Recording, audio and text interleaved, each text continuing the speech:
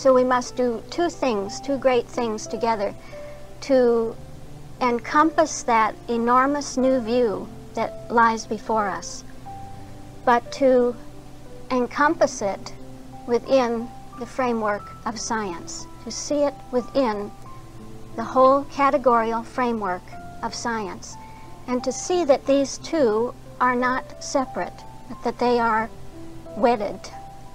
The bigness of the idea, the newness of the idea, the greatness of it is one with the structure of science, the structure of being itself. All right, so we were saying that as we come now to our layout of the new presentation of the seven and their ideas, that we have a very funny thing happening here. Funny to us, funny phenomenon to us, because we've been trained in the levels, and we know, for instance, that there is no accentuation on ideas on the level of science itself. We would say that actually there's no relationship of principle to ideas or principle to its idea, that on the level of science itself you have that one infinite principle, one being that includes within itself all else, all further levels, but there is no accentuation on idea or ideas or on taking care of the human condition on that level. And yet what we see here is that we have appearing, apparently, ideas on that level. And we have the four appearing. You know that from the model of being and from the study of that design of being, that the four per se do not come into accentuation. They are not really appearing until we touch the level of divine science. But we have them here in our presentation of the ideas of the synonymous term. And we said, well, why is that? And so we can go further and see that we are falling back on the work that has been already done in respect to analyzing the seven and their ideas, and also in having already structured them dimensionally, so that when we look back on the already existing body of work and research that we have, we know that that includes the dimensional structuring, wherein we see that we have ideas appearing at the standpoint of science itself. We have certain ideas that come into the focus when we ask a question from the standpoint of science itself, namely when we ask, what is the synonym as itself? Well, okay, this is just a little review of our categories and questions that we have been asking of the ideas of the seven as we have learned to structure them dimensionally. So we have a right question that we place from the standpoint of science itself when we take that whole field of ideas, all of the ideas of mind, and we say, out of all those ideas, which ones of those are telling me something about what mind itself is? What is mind as itself? So we got results. We have results in answer to that question. This is found, of course, when you look at the results that we do have. You look either in the study aid to Christian Science by Max Kappeler, or you look into his book on the 7 synonyms for God, that you find that we have those ideas which do indeed appear on the level of science itself. Why do they appear there? Now, because the 4 levels are adapting themselves, they are making a concession to teach us something about the further structuring and ordering of all of the ideas of mind. Okay?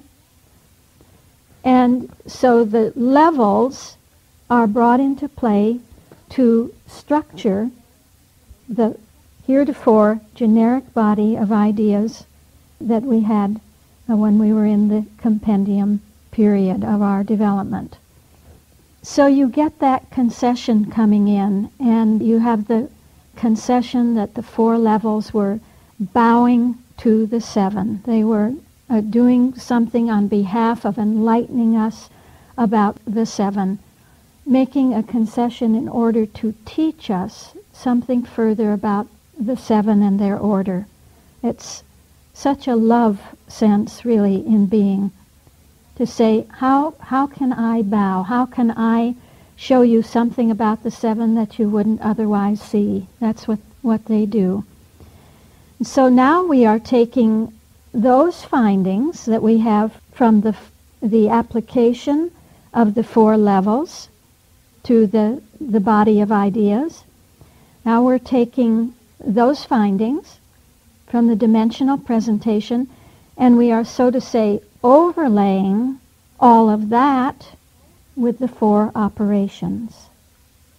So we're even going to overlay those ideas that had a standpoint of science itself within them, and overlay those with the 4, so that we find that we have the 4 even on the level of science itself coming in. So the 4-fold operation now is making a concession. It makes a concession, whereas otherwise it would only be appearing to us in the levels of divine science and absolute Christian Science and Christian Science. Now those 4 operations make a concession to apply themselves to the level of science itself. Isn't it beautiful? It's just a gorgeous, gorgeous thing if you don't get lost, if you follow the thread, the line of the scientific application of those categories.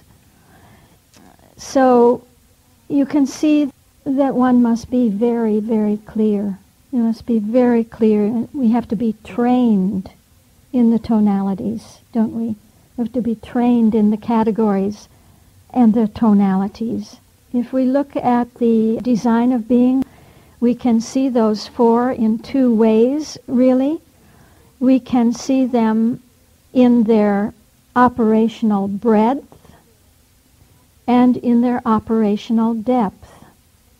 They have a breadth and they have a depth, these 4.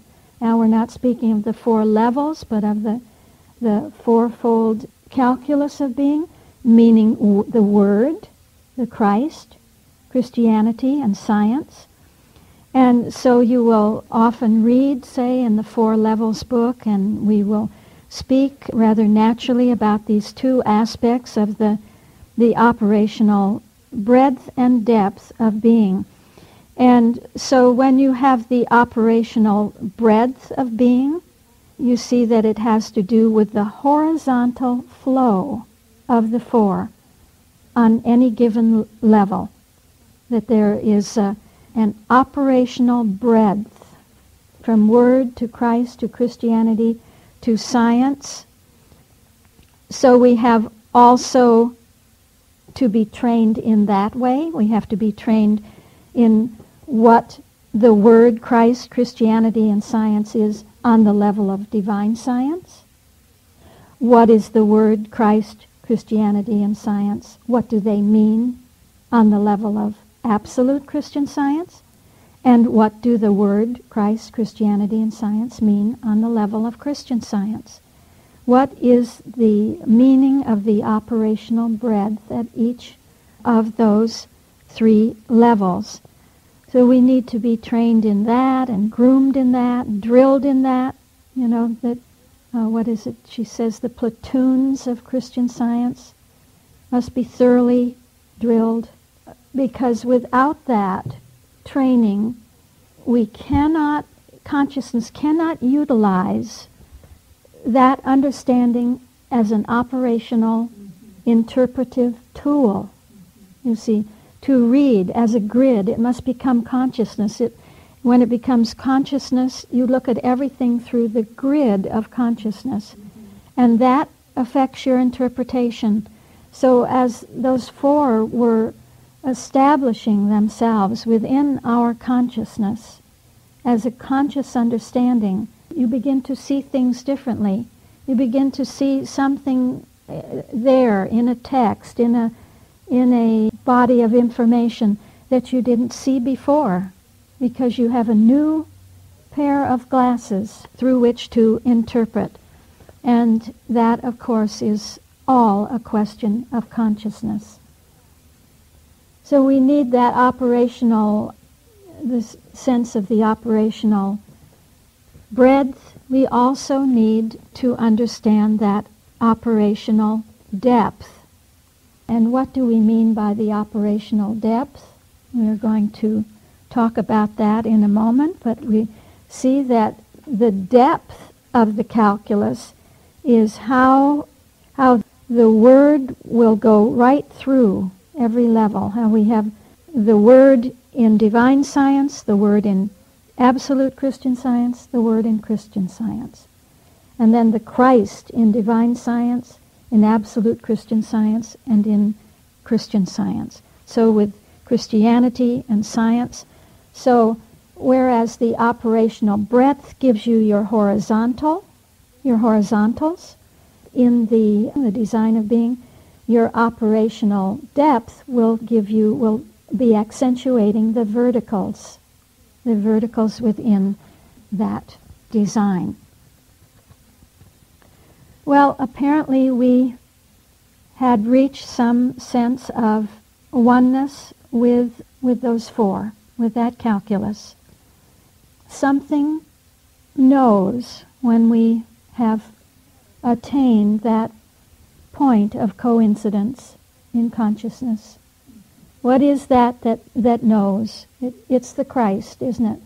Because it is the office of the Christ generally to establish the coincidence of our understanding with God's own understanding of himself. And so it is the Christ that knows that there's some kind of a coincidence within us with the category of the fourfold operation of God. That's the mind of Christ within us. That's the coincidence with the one mind. And it is this then that can look at something that we have looked at day after day, year after year, for decades, and suddenly see something that you didn't see before. That seems to have been what is happening with us. So it's the Christ that knows us. We can never make that decision. We're clear about what we are doing in this class is something that is distinct, that is tied to the whole evolution of the understanding of the seven and their ideas, and is perhaps apart from what some of the rest of you are beginning to see too. We need all of these beautiful insights and glimmerings of the advancement of the spiritual idea.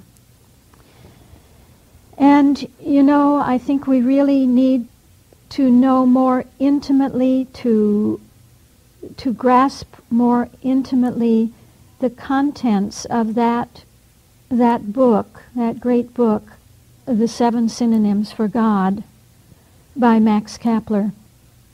We need to get into those chapters that we are not familiar with, that we haven't worked with very much. There are many, many things in there that we already know and feel familiar with and comfortable with, but there are many more things that we are not so familiar with, and they have a great depth, tremendous depth, and will show us other aspects of how the 7 and the 4 work together, what they are doing with each other to enhance for us the understanding of the 7 synonymous terms for God.